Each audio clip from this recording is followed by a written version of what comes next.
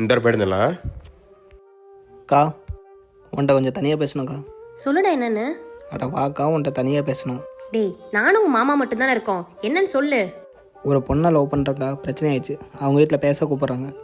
ஏண்டா நீயே வேலைக்கு போக சுற்றிட்டு இருக்கிற, உனக்கு வேண்டாம் பொண்ணு தருவான். ஃபஸ்ட்டு வேலைக்கு போ, அப்புறமே பொண்ணு கேட்கலாம்.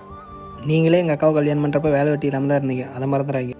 டேய் உன் மாமாட்ட எப்படி பேசணும்னு தெரியாது உனக்கு, அவ்வளோதான் பார்த்துக்க, போடா இங்கேருந்து. ஏய் அவனை ஏன் மூஞ்சி வச்ச மாதிரி பேசிகிட்டு இருக்க? நீங்கள் கம்முன்னு இருங்க, எல்லாம் நீங்கள் கொடுக்குற இடம் தான். அக்கா என்னடா ஆச்சு, ஏன்? அக்கா எனக்கு வேலை கிடச்சிருச்சு, இன்டர்வியூவில் வர சொல்லிட்டாங்க. கல்யாணத்துக்கு பொண்ணு வீட்டில் ஓகே சொல்லிட்டாங்க. உனக்கு வேலை கிடைச்சிது, அந்த பொண்ணு வீட்டில் ஓகே சொன்னது எல்லாமே ஓகேனதுக்கான உங்கள் மாமா தான்டா. நீ தாண்டா அந்த மனுஷனை தப்பாக புரிஞ்சிட்டு இருக்க. அவர் தம்பியாக தான் உன்னை நினைக்கிறாரு.